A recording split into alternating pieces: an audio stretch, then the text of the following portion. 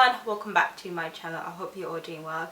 So I am back with a new foundation, and today we are going to review the Bobbi Brown Skin Longwear Weightless Foundation with SPF 15. So this is a full coverage oil free foundation.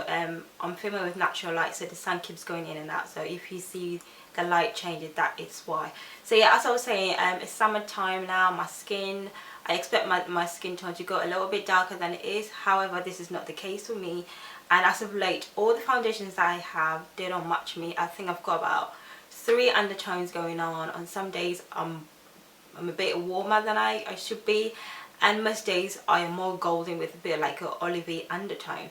So I went to the Bobbi Brown counter just to try and find a new foundation with a new undertone, and I was matched with so this is the shade Neutral Golden. Yeah, this is one of the newer in-between shades, and I did my research online and I thought I'm going to be a bit more on the golden almond side, which is a little bit warm. So in comparison, this is like, so this is the Bobbi Brown, this is my holy grail Estee Lauder in the shade Sandal, and if you can see them side by side, so this is probably the lightest foundation I have ever worn. However, it matches me to the T, because this time round I matched the foundation to my chest. If you can see, it's more yellow and it's got that greenish undertone, and even my veins are green, which means I should be on the warmer side, but like I said, this is not the case. Today I'm looking a bit more on the warmer side, which this is what I mean. I've got this weird undertone going on.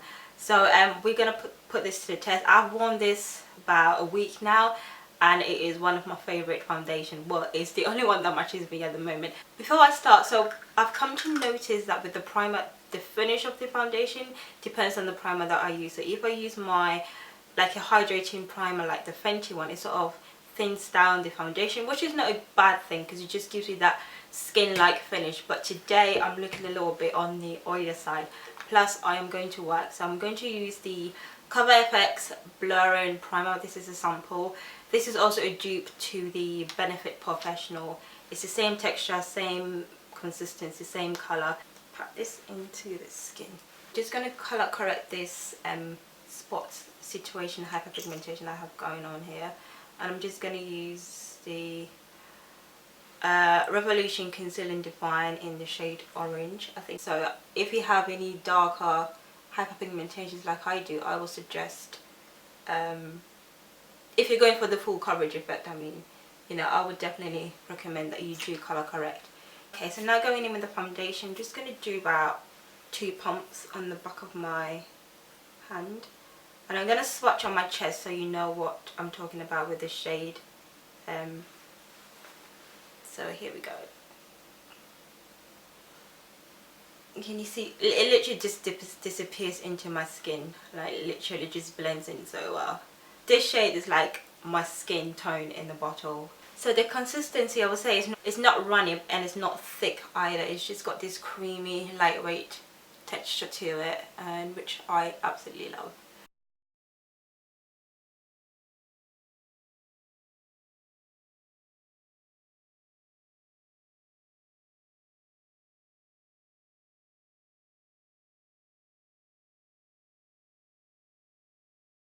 Beauty blender is eating a little bit of the foundation. I don't think I squeezed out the water, so I'm just gonna go in with the brush and just stipple this on, and then I'll go back in with the beauty blender.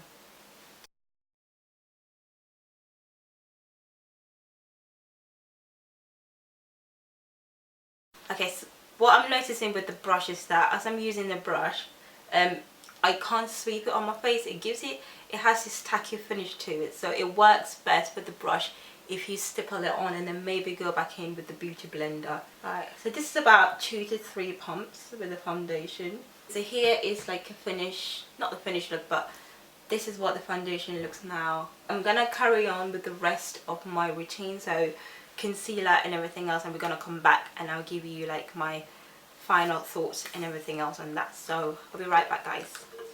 Alright guys, so I am back with my finished look. This is what the foundation is looking like, and as you can see, it's still, even with everything else on top, you can still see that it's still pretty much matches my neck flawlessly. There's no like contrast between my face and my neck.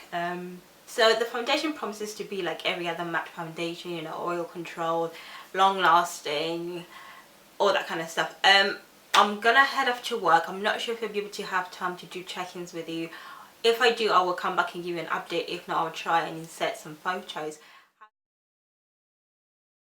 So I just wanted to update you guys on the wear of the foundation. So it is now the end of the day for me. It's just gone past 11 o'clock here at night, and I've been to work. I've just finished my exercise. So as you can see, I am extremely shiny, and I did expect this with, just as I would with any matte foundation or any foundation that I wear. I have dehydrated oily skin, so I do get oily, or I will get oily at some point throughout the day, which happened around the 4 to 5 hour mark. And like I said, this is normal for me. I do expect it. Usually by now I would have at least blotted once or twice, but because of this review I haven't blotted at all. Even though I am extremely oily, the foundation hasn't moved or slipped or broken up or anything. Everything is still in place. You can still see colour on my face. Of course my concealer is creased, but that's fine. The only thing that is noticeable is my smile lines. It's just a little crease. Yeah, I'm just going to go ahead and actually just blot just to see, you know, because some foundations, when you blot, it kind of lifts, it just removes your foundation. So I want to test out. So here's what we look like after blotting. I look matte, and I don't think a powder is necessary. The other thing that I would like to mention is that it did oxidize a little bit, but then now it kind of matches the warmer tones that you can see right now. As I mentioned earlier, I've got 3 undertones going on right now. Retails for £32 I think on the high street, and I got this from duty free, so I think it's about £26. So I think for the price it's not bad. Plus it comes with the pump. It has a scent to it. It smells like faint smell of eucalyptus. That's what it reminds me of. It's got that fresh scent to it. So if you're not fond of fragrances, you might not like it, but it's not overpowering or anything else. So yeah, so I really don't have anything negative to say. You probably guessed before the video what my thoughts on it were. I absolutely love this foundation so far. I've had it for about a week, and this is what the results that I get every time I wear it. So I'm just gonna leave it here. I need to go and take this off and obviously wash my face and everything else. So I just wanted to do a quick check-in with you guys and just give you my final thoughts on it. So this foundation gets a massive 2 thumbs up from me, and if you wear this foundation, I'd love to know your thoughts on it as well, and also let me know what other foundation you would like me to review. And I think I've been recommended to try Too Faced Born This Way, so but that is next on my list to review. So yes, by all means leave me a comment in the box below and I'll check it out. So yeah, thank you so much for watching guys. I hope you enjoyed this video and this review, and I will see you in the next one. Bye.